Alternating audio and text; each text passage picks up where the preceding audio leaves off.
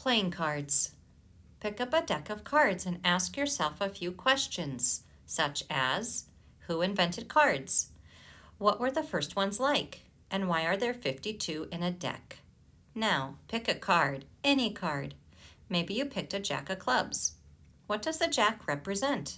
Do the clubs stand for anything? Read on. The Chinese invented playing cards about 1,000 years ago. There were two types, and they were extremely different from each other. One kind was round and had various numbers of dots on them. Basically, they were paper dice and used for gambling. The other kind was rectangular and looked like paper money. A game was played with the rectangular deck in which the objective was to end up with the largest amount of paper money. Cards reached Europe during the 13th century, about 200 years after their invention by the Chinese. In Europe, they were called tarots. European tarot decks contained 78 cards. In time, the tarots, all of which were face cards, came to be used only for fortune-telling. For playing games, a new deck was devised.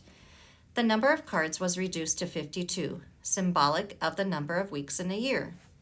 4 suits were created: hearts, clubs, diamonds, and spades, to represent the 4 seasons. The first face cards, cards with pictures of royalty on them, came into being in the year 1450. The king was the highest of the face cards, followed by the queen. Next came the jack, the symbolic servant of the royal couple. During the French Revolution in the 18th century, the king and queen of France were overthrown. With the royal family eliminated, some people felt they should disappear from cards too.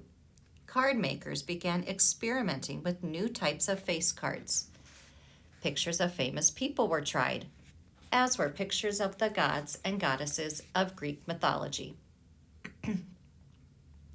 But none of the new face cards ever caught on. In time, everyone went back to the royal decks.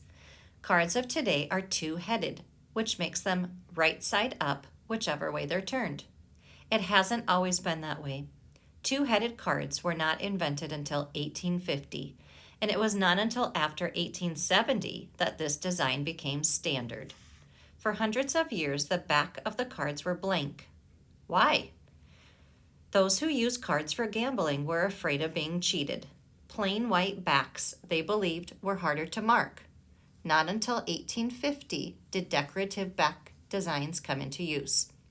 The first educational cards appeared in 1508 when Louis XIV of France, 1638 to 1715, was young. He learned geography, history, and other subjects using educational decks.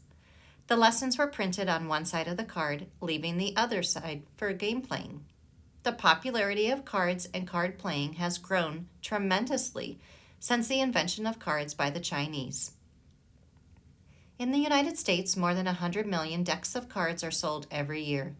And with just one pack of ordinary cards, more than 1,000 different games can be played. Throughout history, cards have been made from many unusual materials. There have been silver cards, leather cards, and even rubber cards for playing games in the water. When Russia was a communist country, communist leaders such as Stalin, Marx, and Lenin were pictured on face cards. The Puritans called playing cards the devil's picture book and believed it was sinful to have cards in the house. The earliest European cards were hand-painted and far too costly for most people. But in the 15th century, wood engraving was invented, which found its principal use in the printing of playing cards. This made cards affordable to almost everyone. Playing cards are taxed in almost every country.